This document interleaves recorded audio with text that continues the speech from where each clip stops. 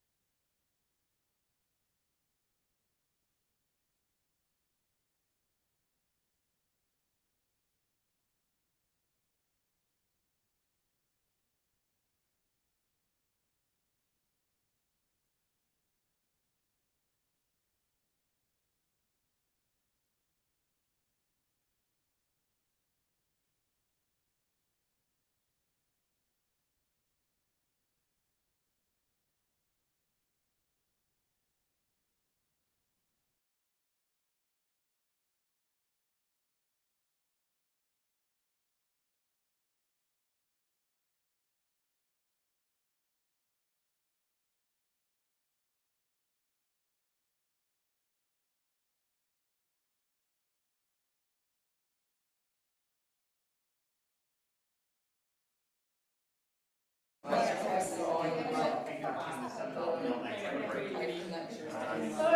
I think we might be ready. It only took 45 minutes to get the text set up so that people in the Zoom can hear us. But here we are. So sorry everyone for the delay. Hi to everyone in the room. Hi to everyone in our Zoom room. Welcome to this joint Ethnicity Centre and Decoloniality and Race Research Group seminar. We are thrilled to have Akwugo Emejulu here with us today, and she's going to talk to us about racialised atmospherics in left activism. Akwugo is a chair in sociological studies at the University of Sheffield. Her research really is in the political sociology of race, class and gender, and women of colour's grassroots activism, so a perfect person to have come and talk to us in space, political sociology. Yeah, you're interested in Europe and the United States, activism in Europe and the United States. She has written several books, including Precarious Solidarity, Fugitive Feminism, which I think you spoke about here. the first public talk. Oh wow! Yes. A number of years ago, Fugitive Feminism, Minority Women and Austerity, Survival and Resistance in France and Britain. And there's another one, co-author of Exist to Resist Black Feminism in Europe. There's another one. Oh my God! just out last month, Ambivalent Activism, Oy. working with what? Hesitation, contradiction and doubt for social change. Lots of amazing work. I hope that already gives you a sense of why we wanted to invite her to speak to us today. Another reason is because some of the work that you're doing and things you're writing about at the moment really speak to issues that we've been discussing, particularly in the decoloniality and race research group.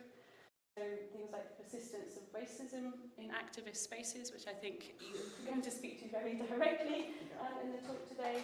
And this whole question, I guess, that Olivia Rudasiwa introduced us to, of becoming unavailable for white ignorance. I think there are also some really interesting connections between the discussions we had there and what you're going to be introducing to us today.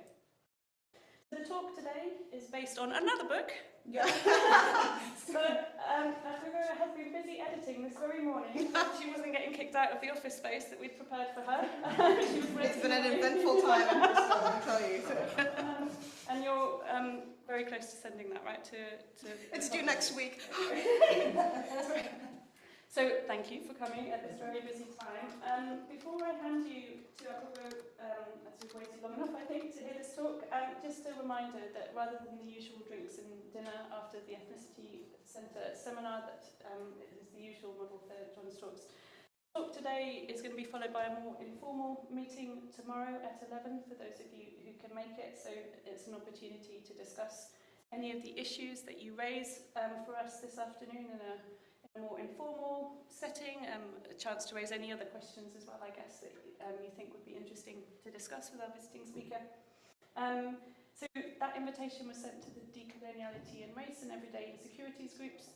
If it sounds like something you would like to come and join us, but you didn't get the invitation, let me know and I'll just send details on to anyone else who wants to come. And if anyone wants to come for a drink afterwards. Yes? Okay, come with me. Wait, I think most people are disappearing, but I will be my own. Available. Yes, but that's not, I am unavailable for white nerds, but available. That's the way it should be. That's it, absolutely. Always available for a drink. Sorry. So let me know if that's something of interest. Tomorrow at 11 we have ordered copious amounts of cakes because the caterer has insisted it be that way. So please let me know if you would like to join. So I won't say anything more, but just thank you very much, Akwugo, for coming and for tolerating this kind of Bristol tech ineptitude. And I'm very much looking forward to your talk. Thank you so much. Well, hello. Hello in the room, and then also hello online, folks. So before I get started, I just want to say thank you very much to John, to Karen, to Inez, who's online, to Sonia, poor Sonia, for... To the tech guy. So yeah, whatever, the random tech guy, the person passing outside. Anyway, just want to say thank you very much for the invite. I'm looking forward to working with you guys this afternoon to talk about this work. So the title of my talk is, are you staying just here randomly? Do you want me to go? Yeah, it's a little like just Happy weird, like to. you're just like sadly in the corner, like, and there's no need, no one puts a baby in the corner. So like, I'm glad everyone's old enough to remember, or has seen recently. I have noticed that like my pop culture references are not working with this cohort of students, of undergraduates, which breaks my heart. But that's another story. Okay, the talk is called "The Vibes Are Off," on the racialized atmospherics of activist spaces. First thing I'm going to do is give you a little bit of background, because this talk is based on a book that's forthcoming, Precarious Solidarity, with Manchester University Press. But this is a talk based on my broader research project, Women of Color Resist. So I'll give you some context and background about the research project. I'll move on to talk about this concept of racialized solidarity that we borrow from the political scientist, the North American political scientist Juliet Hooker. I'll move on to talk about this idea of vibes, moods, and atmospheres, because as you know, the kids today are talking about vibes, right? Vibes are off, vibe check, these kinds of things. So, but the kids are saying it, but there's good stuff here that we should be paying attention to, that mostly the kind of human geographers and urban studies folks are kind of been on this for a minute in terms of atmospheres. And then I'm going to show you, because it seems a little abstract to talk about racialized atmospheres, what is it, what does it mean? I'm going to give you, I think, 4 or 5 examples of what that looks like amongst women of color. Okay, so this talk is based on the project Women of Color Resist, which is my Six Nation comparative cross-national research project that I've been working on with my colleague Leah Bassel, who's at Coventry University. And so this is a project exploring how women of color activists organize, mobilize, succeed, and fail in these 3 particular activist areas. So we have long-standing work on women of color's anti-austerity activism. For whatever reason, we're not really talking about austerity anymore, but this is the backdrop to so many things. You don't have this normalization of the far right without effectively the collapse of welfare state funding. It's as much about migration being the activating issue, but really austerity is a silent killer here, which I think is important for us to think about. We look at women of color's anti-fascist organizing, as well as work about migrants' rights. So this field work took place in these 6 cities, and it took place right before, our last research assistant. We worked with 6 research assistants in each of these cities, and they finished right before the start of the pandemic. And so we got him back, we got him home. It was like, last chopper out of Vietnam kind of thing, come home, come home. So we got him out before all that madness started. And hence why, like 5 years later, we're now finally getting to this, because so much of this work was delayed through lockdowns and sickness and all the rest of it. So for this project, we spoke to 167 folks. This was a mix of one-to-one semi-structured interviews alongside focus groups. We spoke with leaders in activist networks, rank and file folks, folks who were there for a long time, for a short time. We talked to folks who were new to activism, as well as long-standing veterans. So alongside interviews and focus groups, research assistants, our research assistants undertook more than 60 participant observations. So that's going to demonstrations, lobbying of institutional actors and policymakers, teach-outs, all kinds of direct action, both violent and non-violent direct actions.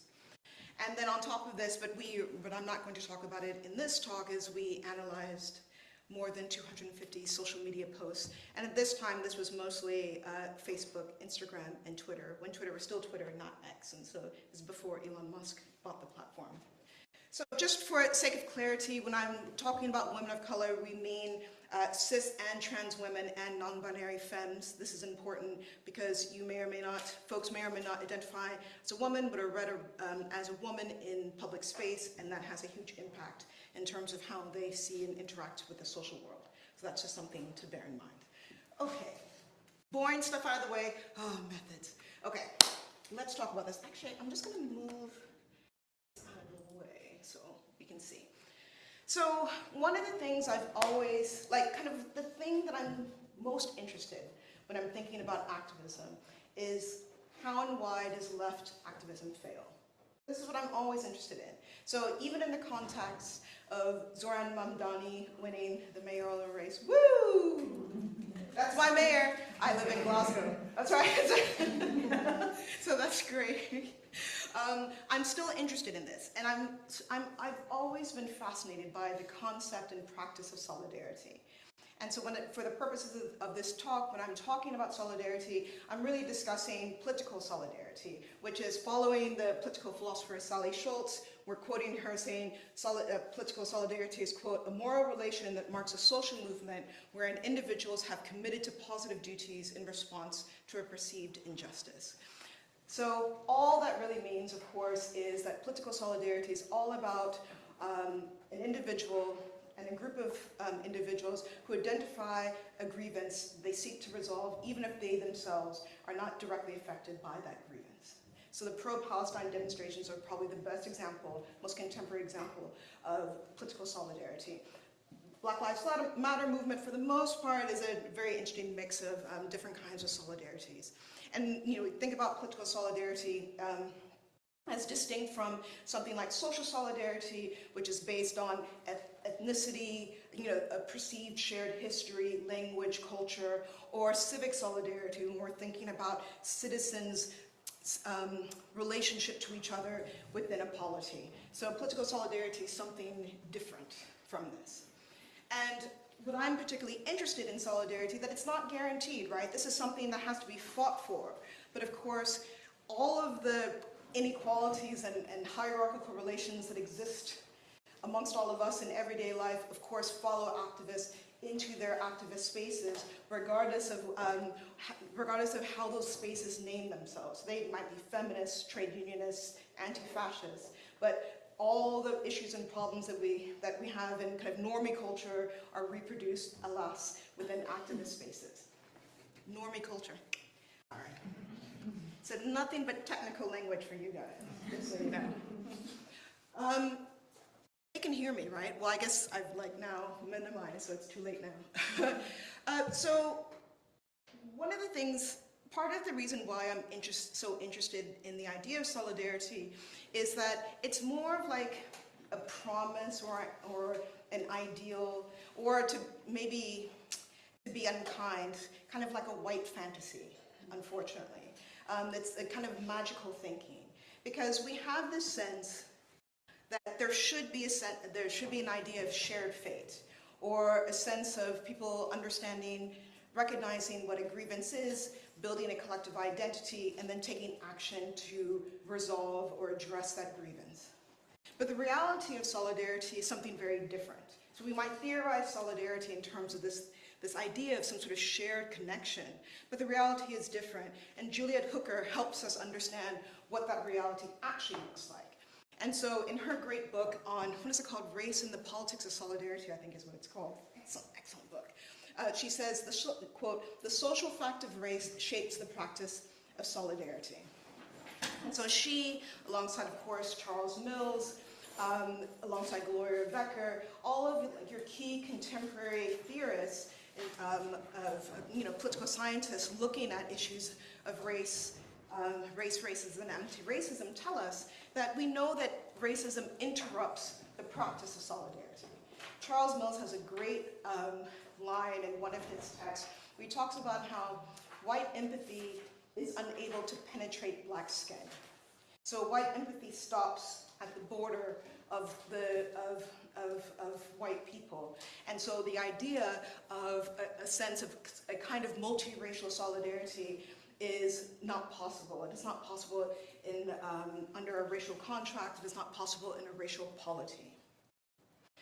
And that matters because what it means is the ability to see the stranger as oneself, to think about an idea of political friendship. There's a new great book out, Sarah Schulman, Friends in Common, about political friendship and solidarity, which is really good. I haven't finished reading it yet. But these ideas of fellow feeling that we take for granted in an idea of solidarity in practice are not possible because we live in a racial polity.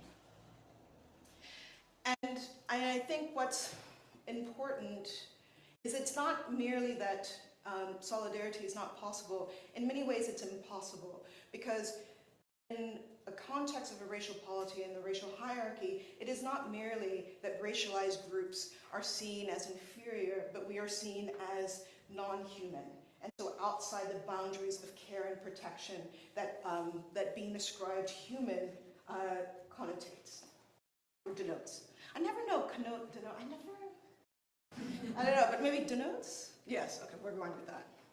Thank God you guys aren't like English lit people, because I know that you have something to say about that. So I'm interested in this dilemma, this kind of white fantasy of solidarity, but the reality then of how it's lived in practice on the ground. And then that's why in particular I'm interested in what this looks like in left movements, because these are spaces that, you know, ostensibly should know better, right? These are comrades who are well-versed in intersectionality. God forbid, everyone's reading bell hooks, everyone's reading James Baldwin, everyone's reading bell hooks, but only all about love. No one ever reads anything else for some reason, but that's another story, okay. Please read something else. Okay, sorry. Why am I yelling at you? Okay. So Juliet Hooker, alongside Charles Mills and a number of other theorists, ask us to consider the concept of racialized solidarity. And Hooker argues that practice, or the theory that we would undertake in terms of joining together with others as practice of fellow feeling is denied through the reality of racism, of course. And what she argues is that we actually don't have a good model of what solidarity actually looks like, especially, and she's talking in the context of a so-called multiracial polity, because what she says instead, no, it's fine. Because what she argues is, what we think of, you know, our dominant idea of solidarity is in fact what she calls differential sympathy. And so she defines this idea of racialized solidarity as differential sympathy in the sense that, you know, fellow feeling, bonds, the sense of collective identity, a sense of shared fate is a reserved process, right? There's a color line that's at the heart of solidarity that is really of a hoarding of an emotion and practice that is the benefit for and for only for white people. And so Leah and I have said, that tracks, because we've been studying women of color's activism since the 2008 economic crisis. So almost 20 years, oh my God, no wonder I can't relate to my undergraduates anymore. And so we kind of take that argument and go, yes, this has been our experience both as activists, but then also as academics who study women of color's activism. And what we have found is that this idea of racialized solidarity, i.e. differential sympathy, is in fact the unacknowledged social relation in center-left and also radical left social movements and activist spaces. And what we argue is that this differential sympathy, racialized solidarity, is facilitated by racialized atmospherics. And so this is our term, we're being fancy, God. Academics and our weird language, right? It's so funny. I remember I was presenting this somewhere, and it was like a mixture of academics and practitioners, and they're like, what are you doing? I was like, it sounds good though, right? It's like, it's super cool, I'm sticking with it. Anyway. And so what we argue is that racialized atmospherics is a very helpful way of capturing what the prevailing mood, the vibe, the feeling is in a particular space that may not be coded as racist, but for sure is understood on racialized terms. So in the American context, police violence is oftentimes, there's a euphemism in terms of police violence, where like the mainstream media oftentimes talks about this idea of racially charged. It's a way of not talking about racist violence, particularly perpetuated by the police. But for once, you heard it here first, folks, you're allowed to use racially charged in this instance, so we think that is a very helpful way of thinking about what these spaces feel like and how they're experienced. Even if language, says otherwise, this is what the space feels like for different kinds of racialized groups. And as I said, I'm going to go on and show you empirically what that looks like, or how activists experience that.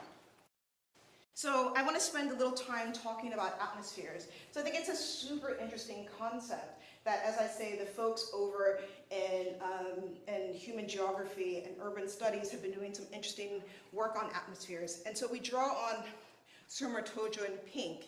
So these are Australians who have done some really interesting work on atmospheres, and this is a really great book. I highly recommend it. And so they define atmospheres as, quote, atmospheres are not just how places and events feel, it is also what they mean. Atmospheres link experiences to meanings and how people carry those meanings forward in their imaginations.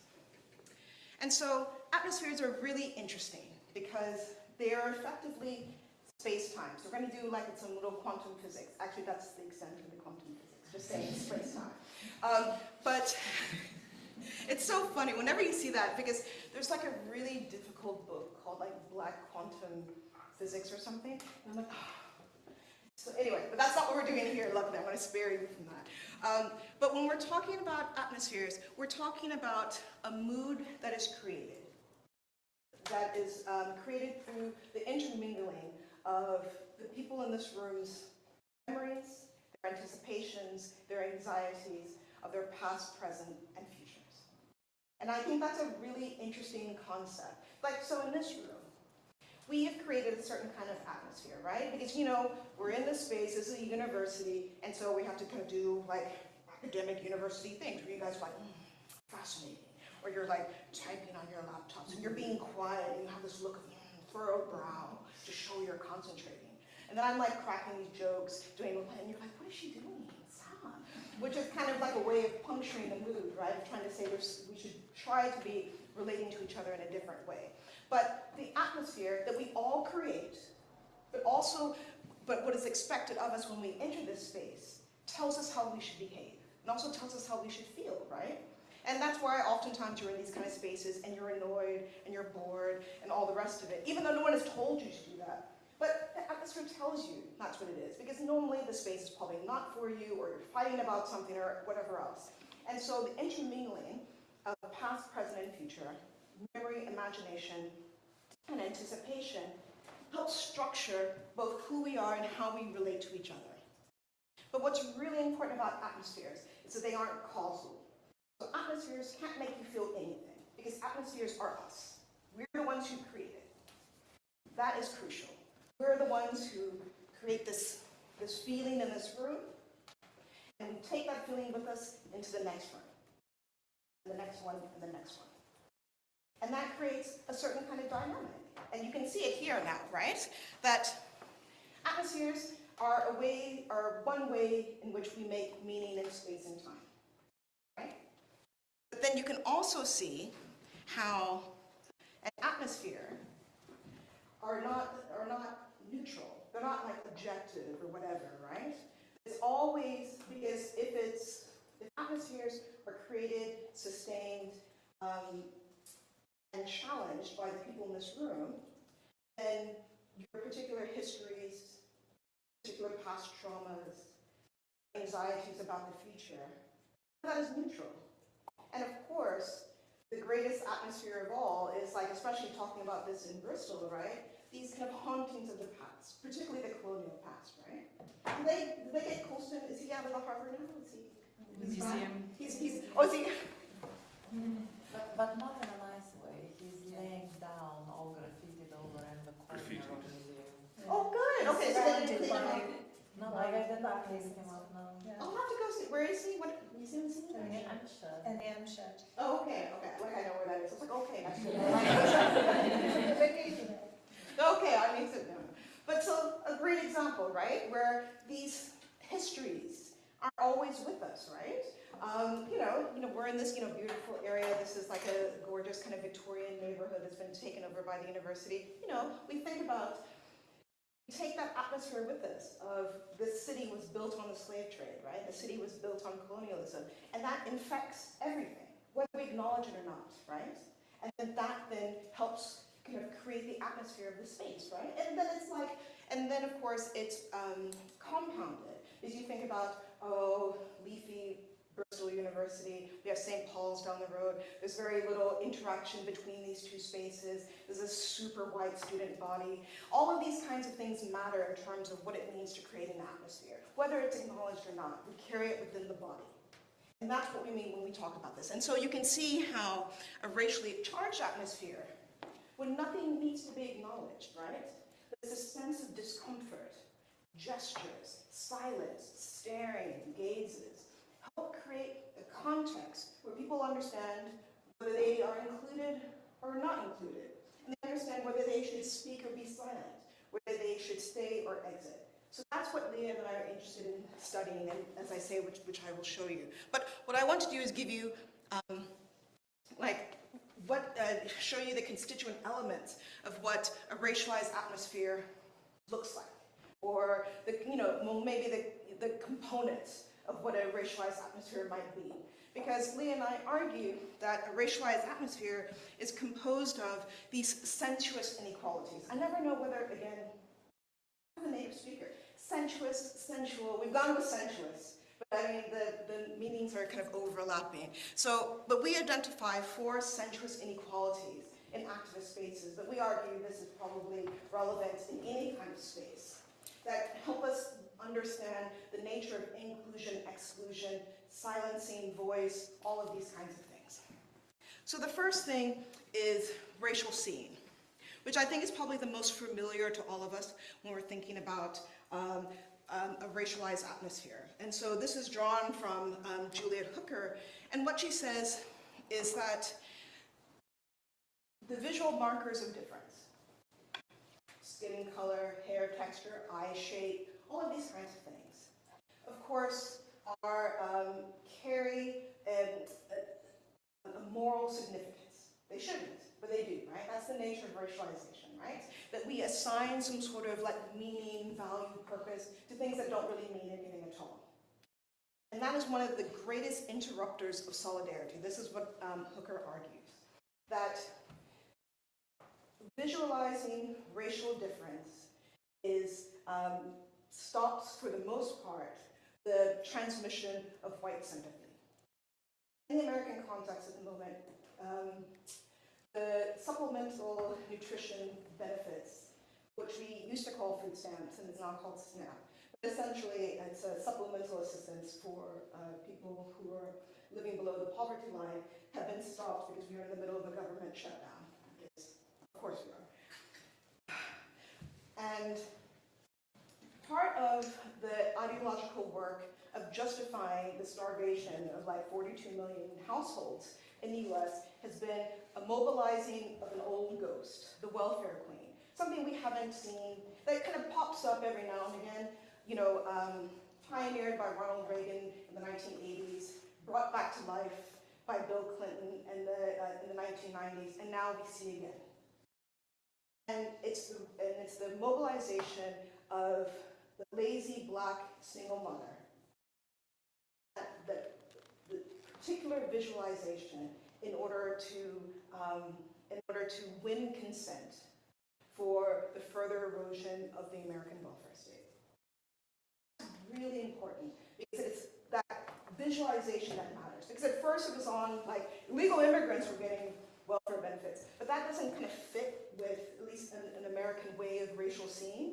Like that doesn't, you know, because everyone knows, well, you know, in the American context, illegal immigrants are from Central and South America. Whatever you say, everyone knows they're very hardworking, don't get access to benefits. So you have to revive the old ghost as a way of interrupting solidarity. When we know, of course, white folks, because they are still the majority, are like the greatest beneficiaries of this welfare program. So a really important kind of real-life example of what racial seeing looks like. And of course, that nut from Reform saying, there are too many black and brown people in my sofa advert. First of all, who's still watching adverts? Like, who is still watching like terrestrial TV? I can't think of the last time I like watched sequential talk. Anyway, that's another story. Like, when's the last? I haven't seen an advert. Maybe before a YouTube video, but that's it, right? But anyway, but here's a great example, right? Of saying, and you connect it to what the conservative Katie Lamb said, right? So if the Reform politician says, I'm seeing too many black and brown people on TV, and then the mainstream conservative, remember she's a whip for the party, says we need to deport legal migrants, that's me, settled migrants, to have a kind of culturally coherent Britain, those two things are connected, right? And that idea of racial seeing as a way of mobilizing exclusion just by the very nature of these markers, visible markers of difference that don't really matter. For me, the really interesting thing is this focus on the sonic color line. So this is something Leah, my colleague, does a lot of work in sound studies. And so this is for me, a really important concept. And in sound studies, they argue that racial seeing is oftentimes overemphasized. Because if you want to understand the dynamics of exclusion, you have to understand this auditory classification system that turns white sounds into something logical, that is welcome, that is non-threatening, and racialized or black sounds as something scary, to be silenced, all the rest of it. I think it's it is such an interesting concept to consider this process of the sorting of sound, because Leah and I have talked for a long time because we were professionalized a long time ago, and so when we think about the politics of listening, we normally draw on like Iris Marion Young and Nancy Fraser, who talks about the silencing of different kinds of marginalized voices as a politics of misrecognition. And that's right. But I think what the sonic color line gives us is this concept that, so Stover, who, this is her concept, talks about this idea of the listening ear. And this is the sorting mechanism that white folks use to decide which sounds are welcomed and which sounds should be excluded. And with this concept of the listening ear, Stover argues it is not a question of like white folks not listening. The point is, like, in fact, they listen very closely. So it isn't misrecognition. People are hearing precisely what is being said and go, oh my God, this is a threat, and that should be eliminated. And some of the best work that uses this idea of the sonic color line, this is why the urban studies folks are doing such interesting work. You know, they talk about the sound of gentrification and silence. Because, you know, when particularly working class, multiracial working class neighborhoods are gentrified, one of the first things that happens is you get people off the streets. You know, folks who are standing outside, because oftentimes we're not in places where they have like public space to kind of talk with friends and family, get them off the streets, because you're disrupting the sleep of the new professional worker who's in the area, right? So the sound of gentrification is silence. So I think that's a really important concept, that we kind of overemphasize racial scene, and this is a bid to say, no, there are other dynamics, other sensuous inequalities that we should pay special attention to. The next one, again, I think will be more familiar. This idea of racialized embodiment. I'm particularly interested in this idea of the habitual body and thinking about space and how spaces are created around the expected bodies that should be there, right? And so, if we go back to this room, there's a certain kind of expected habitual body, right? So who gets to be the academic, the voice of authority? Some white dude, right? Some old white guy, normally.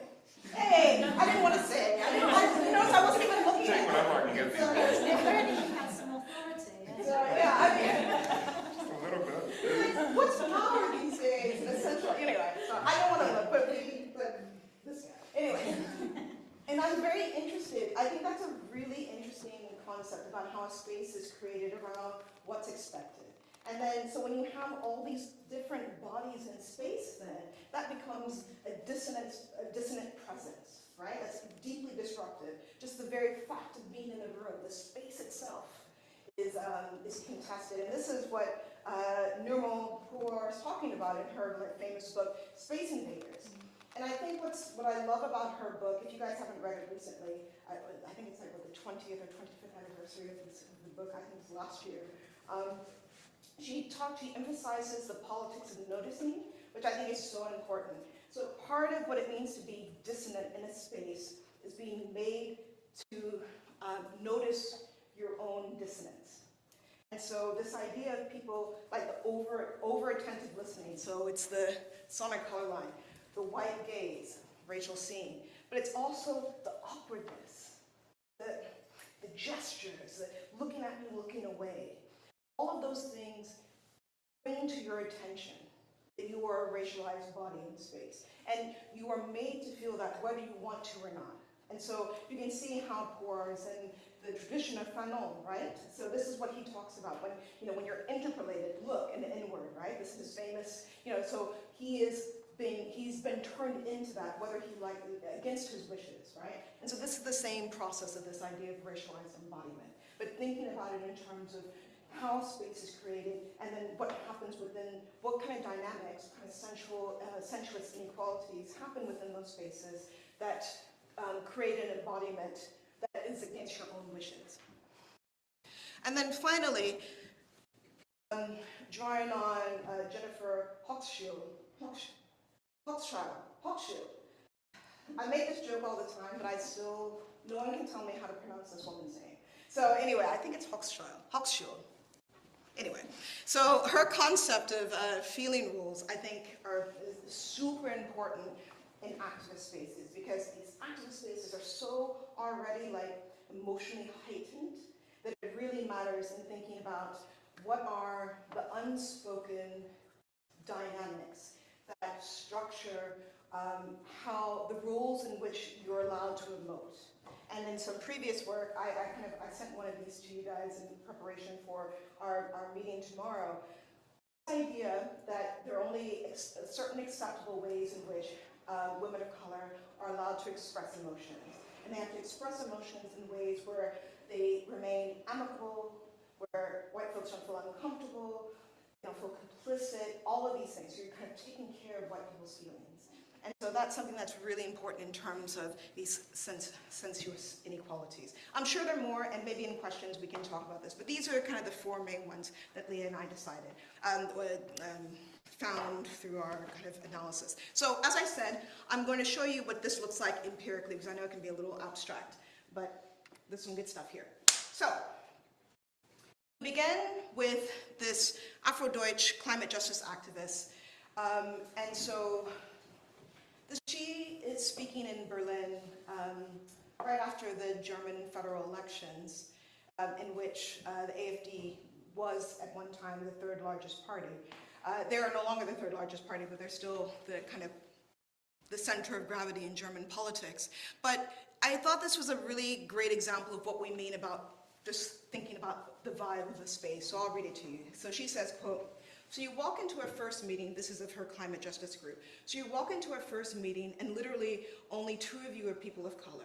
You walk into that space, and there's some stuff you're going to feel, there's some stuff that you're going to experience, there is some stuff you can expect. Some of it comes as a surprise, but all of those experiences, especially the negative ones, also mold you in ways that maybe you don't want to be molded. Sometimes you walk into places and it's oppositional. So right out the gate, you kind of walk in and you feel the atmosphere. You know, you can cut the tension with a knife. That's what people are talking about when we're talking about atmospheres. And believe you me, like, of course it matters when you walk into the space and you're one of the only black people there. And like the psych out always in European activist spaces is that everyone's like, this is an anti-racist space. This is egalitarian. I don't know if they're using that. I don't know if they actually sound like that, this is what I assume. But, you know, but then you're like, well, why, if this is an anti-racist and egalitarian space, why am I the only black person, or, you know, why am I the only black and brown person here? So that matters, and that creates and then when those issues are raised, that's when the various sensual inequalities are activated to get people out of those spaces, stop asking difficult questions. So in terms of racial scene, so this is a really interesting, there's some wild stuff happening in Brussels. So this is Flemish speaking, actually. This is a Flemish speaking black trans migrant justice activist who's working in Brussels. So the background to this is this activist is in this large multiracial campaign working on the homelessness crisis, particularly for undocumented migrants in Brussels. And what they wanted to do was practically find housing for people. And in the city, there was a network of squats where folks were willing to take people, which is actually very unusual for these anarchists, to be honest. Sorry. Which tells us something important about anarchist politics today. And their white comrades said, and the black activists wanted to just do this undercover and just get it done because the goal was to get people off the streets and get them safe. And the white activists said, no, we need like a PR campaign, like a media campaign, so people can see folks on the street, and then their moral conscience will be activated to do something. And folks are like, they are undocumented. Do not bring the state and the media to these people's doorsteps, or figurative doorsteps. And the white folks did it anyway. And so this is just this activist reflecting on that. So they say, the way these citizens networks operate, I can't actually, okay, I can't, hold on, let me move that. I can't quite, sorry, there we go. The way these citizens networks operate, the performativity of it, I think serves a very specific purpose for white people to confirm their moral superiority towards their own people. So they're not even speaking. They can't be, the undocumented folks are not even part of the picture here. So in terms of not being able to see who your fellow is, if this is truly a focus. Anyway, they do the things they do and they take up so much space. If we would organize as black people, I think we would be way less performative. The white activists need a stage. What a quote, right? It's like, they need to be seen, right? And at whose expense? And because they're not even in conversation, like, so you can see the solidarity is not actually with their fellow activists or the undocumented folks. It's with these other folks, these other white people, so they can feel morally superior to them. So here's a really interesting example of what racialized solidarity looks like using the lens of racial scene.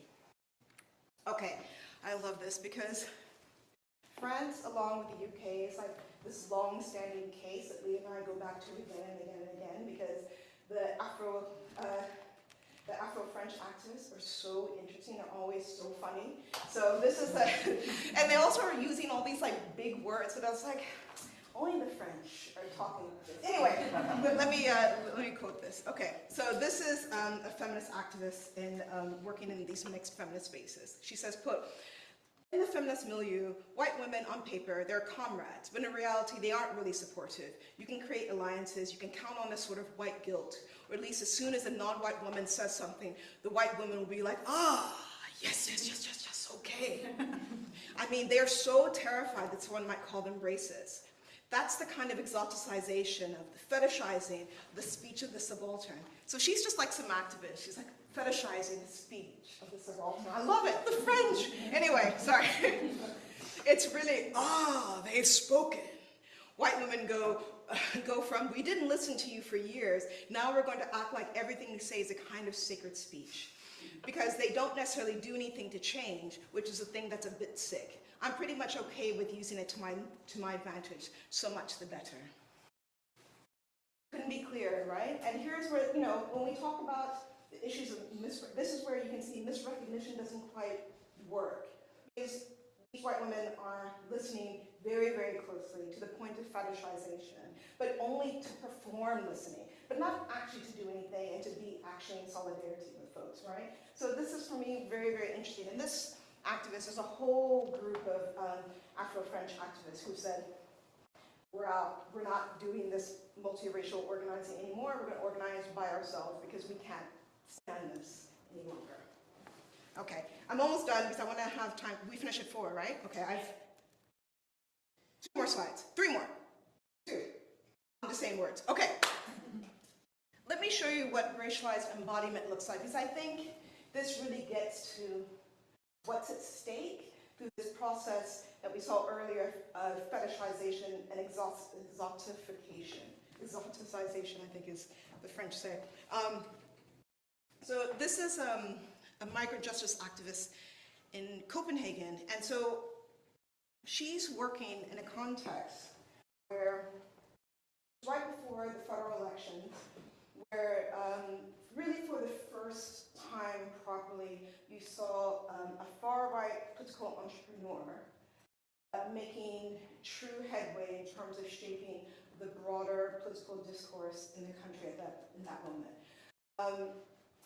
And effectively, so he was undergoing these kind of gonzo politics, burning the Quran, all the rest of it. And at this moment, he and his party, the hardline party, like they were like true fascists, like the hardline party, were doxing activists, including this one, and showing up at people's doors and threatening them. So this was an incredibly volatile situation.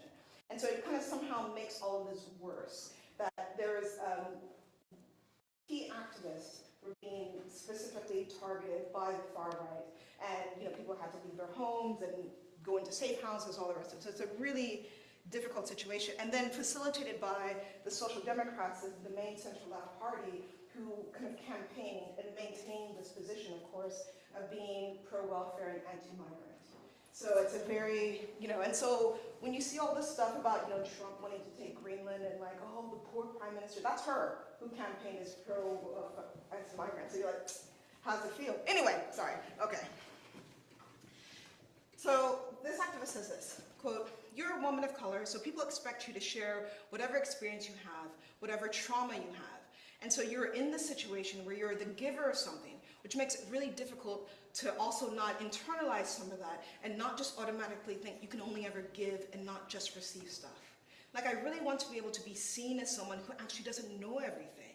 There's something really important about a sense of being equal to someone where you have equal stakes and an equal desire to share and grow and learn, as opposed to being just, oh, you know things, you give it to me." And also, what does that about what it does to your psyche? I think some of that has changed for me and has made me less available for silence or just for learning.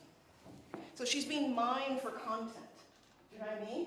And as an activist, and I'm not going to quote in Spain, said, we cannot talk about solidarity on these terms where kind of women of color are positioned, embodied in this way, forcibly embodied as the teacher, the magical Negro that white people can sit at her knee and learn about the trauma of racism or the trauma of migration, but never be in a true relationship of equality and of reciprocity.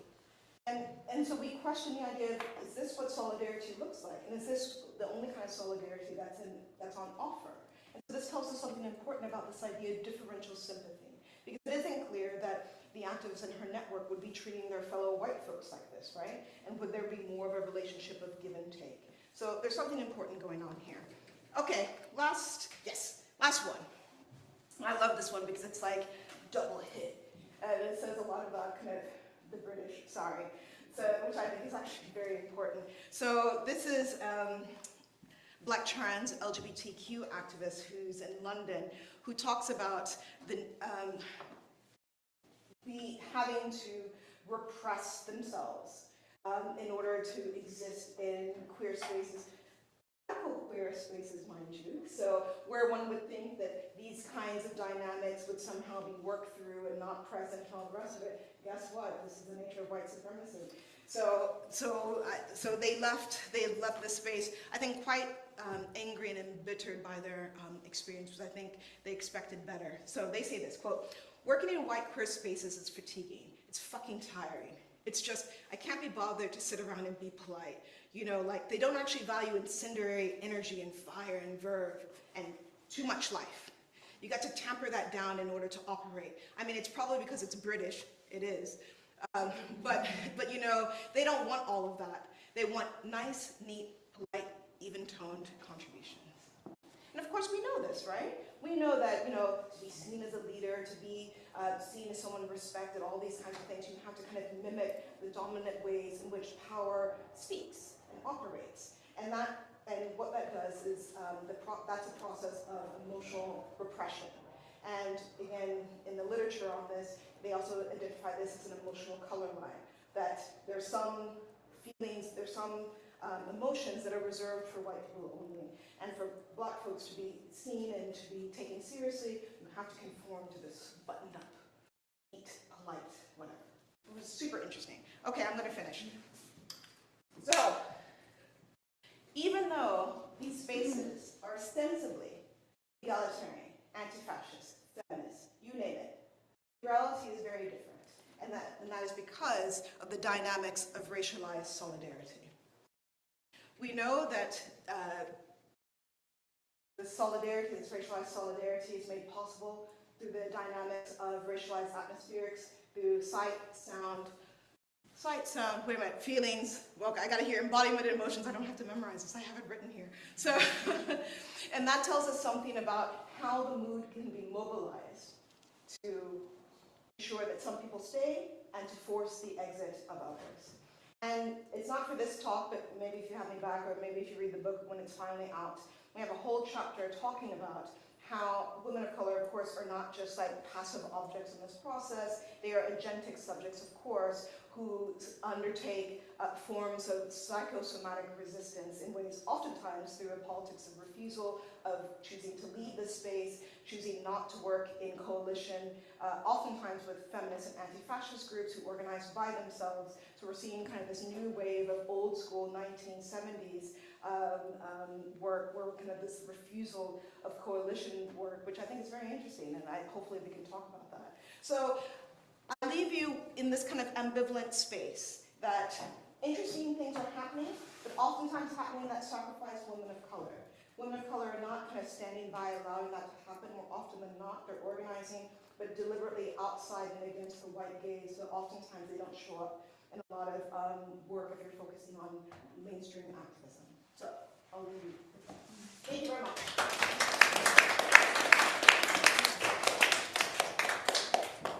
Woo! Have your pint glass of water. Yes, thank you. Sonia, how does it need to work with the Zoom?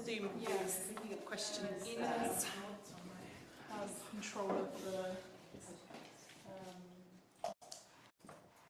Do I need to keep an eye on what's happening here and in this room, or can we divide maybe that? I think we can divide it. Okay. Conquer.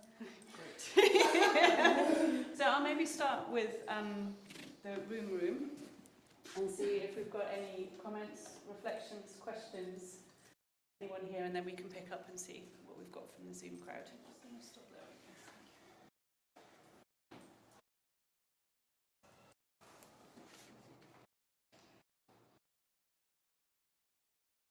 I can't be the first as a white man, so I am. No. You've already spoken now. So. No, I wouldn't question this. I just follow someone else. You've made it all about you now. I know, I need this stage. Okay, all right, I'll come in then. So yeah, that was amazing. You made me very uncomfortable a number of times in a good way, so thank you for that. Oh, okay. So I'm just going back to the atmosphere question and then thinking a little bit more about some of the criteria or some of the four things that you had there, the racial scene, sonic, color line, etc. What are the I don't know how to phrase this question. What are the boundaries of this space, or what are the boundaries of experience, I guess? And are they? Is it? So you talked about a racialized atmosphere. So is race the defining paradigm, or the paradigm that defines boundaries, the external boundaries at least? But then what about internal boundaries, and what about the possibilities for solidarity across? So you have trans activists, you have obviously genders, class, you have mixed race people, you have people of racial backgrounds from different parts of the world with different historical experiences. So all sorts of potential fault lines. So I'm just trying to get my head around, yeah, both the internal and the external boundaries is probably the wrong word, but just, you know, the limits of experience. Where are they? Before you answer, I'm going to take another question because we don't have loads of time for the questions, and then if we can like pile a few up. Yeah, of course. So we'll go for it. Hi, thank you. This was really interesting. I really enjoyed it, and especially like that this is going beyond, you know, like analysis of speech, hearing and feeling and all that. Like I find it really interesting and important. I was just wondering, I'm thinking from my own perspective, you know, like having been in different rooms or different groups in different countries. And to what extent some of those things might be also affected by cultural specificities, because the room and organization might have different, you know, sounds that are acceptable or no. If it is in London, if it is in Madrid, if it is in Nairobi, or if it is in Houston, or if it is in, you know, anywhere else. So like, since you have studied 6 different cities and they seem to be quite different ones as well, right? So like, you know, like I imagine that there are big differences between, say, Madrid and Copenhagen or whatnot. Like, is that playing any role, or, you know, like how do you conceptualize these white spaces and dealing with diversity, but also what does that mean beyond your study, right? So like, if we're thinking about organizing not in Europe, for example, and not the US, like, yeah, you see where I'm going with this? Yeah. Want to answer those two, or? Oh, yeah, sure. I mean, I guess I might just need a clarification in terms of what are the boundaries of the space. Are you saying, like, where does the space begin and end, like in terms of what we're seeing empirically? I mean, there's sort of implicit binaries are there, so, you know, white, black, right? So that's sometimes that's implicit. So just, you know, yeah. I mean, boundaries is way too strong because I sort of see. I mean, I like the definition from Sumatojo and Pink on atmospheres. I think that was a useful way of thinking about it. So but thinking about it as shared experience or something, or even a habitus, or kind of something like that, where it's mostly unspoken until you ask people questions about it and they make it explicit. But I mean, it's sort of what you're saying too, right? I mean, different national contexts, different cultural kind of things, you know. So you can have you can share a racialized atmosphere and at the same time not share a gendered atmosphere, or not share a sexuality atmosphere, or not share some other kind of atmosphere, presumably. So I'm just trying to kind of, I don't know, what do you know, how you ended with ambivalence, and I kept thinking about ambiguity, right? You know, so how does ambiguity feature in that? I mean, we get clear-cut examples, but, you know, all these are sort of maybe boundary-making devices. Maybe that's where I kind of think about, you know, the term boundary. So I don't want to. Yeah, no. I mean, and I think your questions are interrelated, because I would say, because I get the question about cultural specificity a lot, and so this is, I was like editing my methods and context chapter on this, because it's like 20,000 words in order to reassure folks it's like we're not just imposing this concept on very different places. Because I think if you take seriously, and this hopefully answers your question too, I think if you really take seriously race as a structure, then structure, at least the European and also North American context, is reproduce regardless of the cultural specificities. Because I think when I first started doing this comparative work, I expected things to be different. And what I am struck by again and again and again is that actually, if white supremacy is real, then we would expect to see similar dynamics regardless of language, of migration, history, of all of these kinds of things. And this is what activists tell us, that most of these interviews were translated from the original language. And no matter what language they're speaking and their time in the country, where they were born in Europe or they're recent migrants, whatever, what all these activists have in common is when they walk into a space that is ostensibly left. They're not saying they're expecting great things from like a university or something like that. They're in a place where like, we are a radical feminist organization. You're making me feel uncomfortable. You're drawing attention implicitly to my whiteness. And so you gotta go. And so that you gotta go is the universal, like, I'm sorry, I don't talk about universals anymore, but it is strikingly similar everywhere. But I think if you come from the tradition I come from, that is wholly expected. Do you know what I mean? Because, and one of the things, like, so as the, I spend a lot of sociology, but in sociology we know that so many of these concepts don't work because they have to exclude race for them to work. Do you know what I mean? And so none of these things, so when I think about welfare, the welfare state, or like any of these kinds of things, it is presumed like the habitual subject, the habitual body is white.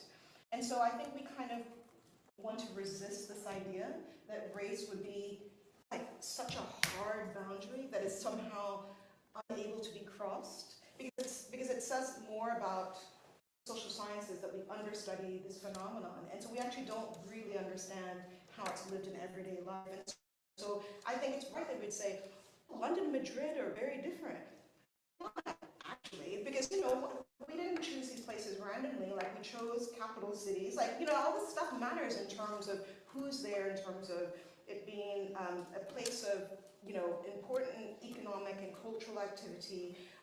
Important diasporic communities are there. All of these kinds of things are present by the nature of these cities. And then, in terms of like racial hierarchies, the reason why Mills is able to identify the idea of a racial hierarchy is because you can map it, you can study it. Like, it's no surprise that like everywhere in Europe, with very few exceptions, you see racialized groups with the worst social and economic outcomes.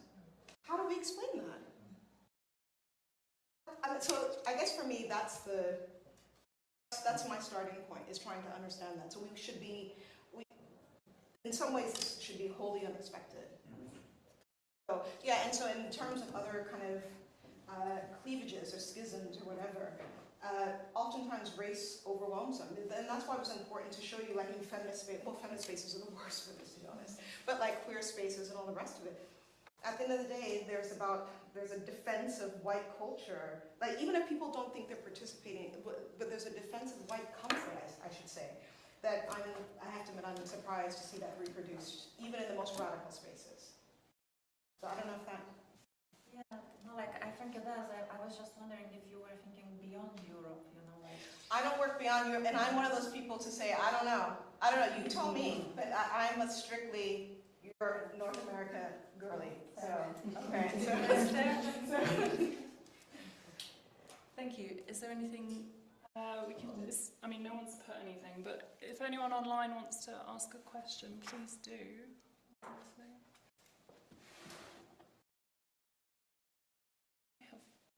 Oh, yes.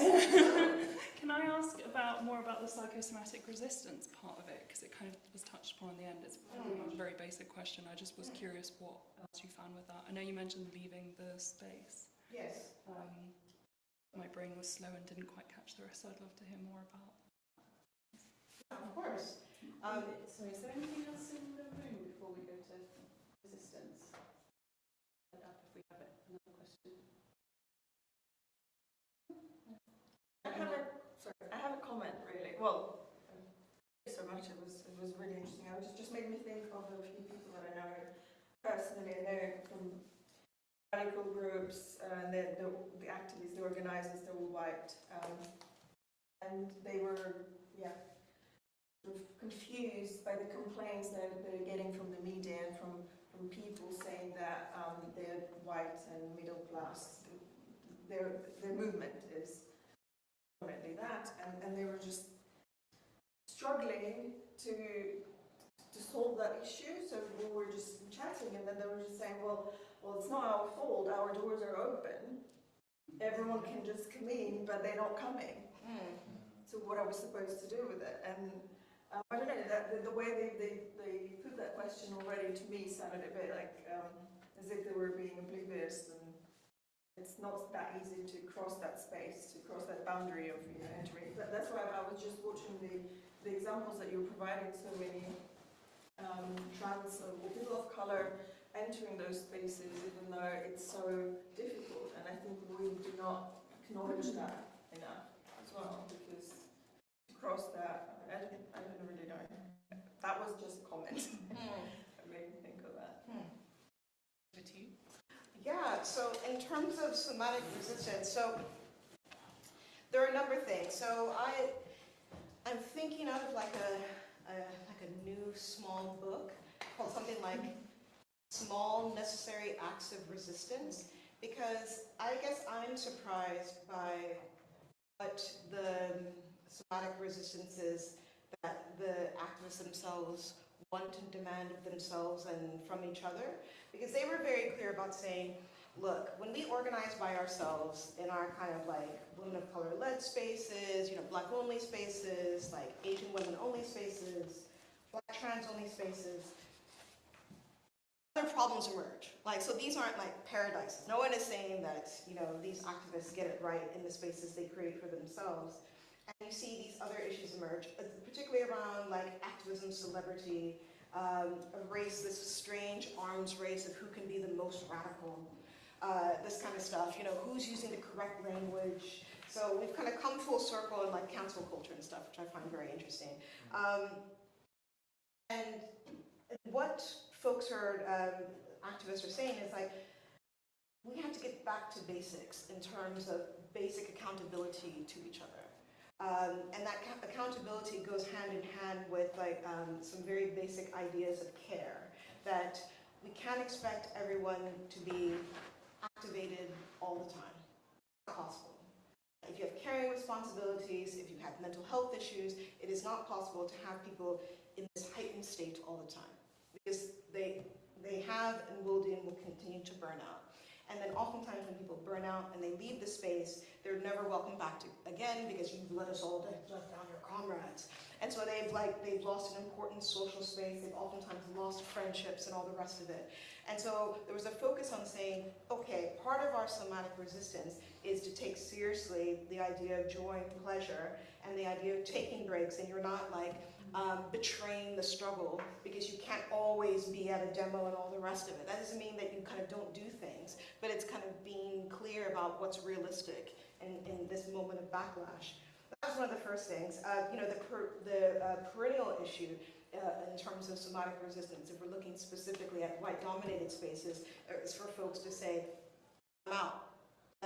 So I'm leaving before I get pushed out, and I'm going to work with people who I don't have to kind of beg for recognition from. And that was like the consistent theme, regardless of context, where you see people saying, there's this demand that I emote in a particular way, this demand I be quiet about my suggestions about changes in terms of strategies and tactics, in terms of organizational structure and leadership. I can go somewhere else and build something with people and bring new problems, but at least it won't be these basic problems about voice and recognition and leadership. And so that's oftentimes the most obvious thing that we see. And there's other things in terms of, join on bell hooks, people are to counter the racial scene and the sonic color line, this kind of oppositional voice. There's a whole group of people who say, I know you want me out, but I'm staying, whether you like it or not. My goal is to make you as uncomfortable as possible in order to change the organization. And so lots of folks, really focus on this so-called back talk of saying, I refuse to be silenced. So there are a whole range of strategies that people are undertaking. And the balance, I think, is most people going, all right, I'm out, which is probably unsurprising. So, you know. That's really interesting, thank you. And in terms of our doors are open. So are these mostly climate justice folks? Yes. Yes, that's a very familiar frame. Yeah. So I'm actually running a study at the moment about young people of color climate justice activism, and they say the same. This is a willful blindness, but also it's it doth protest too much. These spaces are not open. Because if they were, especially in a place like, if they're in Bristol, get out of here. You know what I mean? Like, I live in Scotland where I'm like, hello, only black person anywhere. Like, so, just like the university has to work very hard to be unrepresentative of the city. Like, these activist spaces work very hard. And oftentimes it's, in order to exclude, and because some of the preliminary findings with the activists, so I'm studying activists here in Bristol, what they say is they're oftentimes classed as like not committed because they take an intersectional approach to climate justice. So it's not just about scientism. They're like, oh, we need to think about pollution. We need to think about all of these other things. We need to think about housing. We have to, so because they're focused on all of these other issues, these single issue climate justice folks are going, but we're not talking about that. We're talking about 1 degree or 3 degrees. Sorry, I don't mean, we're talking about this. You have to stay laser focused on this, and you need to be arrested. Yes. Saying that to kind of black and brown folks, you need to be arrested. And so this kind of focus on nonviolent direct action, while it's of course laudable, is a crazy thing to say to folks, especially in the context of the backlash against the Black Lives Matter movement here specifically. So it's a tone deafness that is not innocent, and so, but it also maintains white security and comfort, because they never have to talk about anything but the science in their big drafty houses.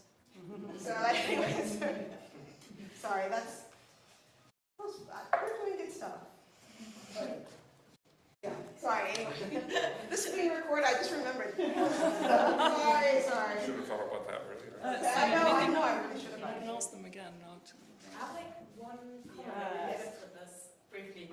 This reminds me so much of, so I was working in a refugee support charity in Bristol for 4 years, and there was a real tension that became evident between the staff with lived experience of forced migration and the ones without, which is the majority, of course, and we were unionizing, and there was a lot of, organizing to go to protest on weekends and stuff, and you could tell that there was a very clear idea of what this activism should look like, so what the unionization should look like, what it looks like you have to go to protest. There's like sort of unspoken rules around what people who work in these organizations should be doing. And for example, not a single person with experience of forced migration wanted to join the union, and rather than sort of discuss what are we doing wrong here, why is that the case, it was more like, oh, maybe that's just not culturally not what people want to do, which is obviously highly problematic in an organization that works on that topic.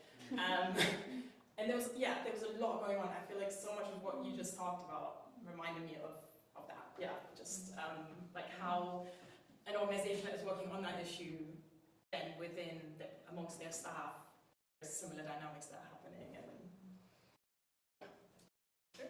The formalized migrant justice and migrant survival groups are wildly patriarchal and problematic, but doing great work. I mean, and that's why I'm like doing the ambivalence, because it is truly ambivalent, right? So I don't want to say that folks aren't out here in the streets working hard, but at what price and at whose expense, I think, is oftentimes we have to ask ourselves as well. So.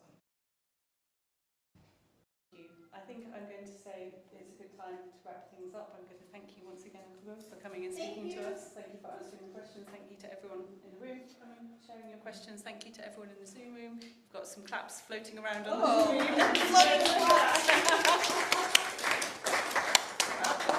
There we are.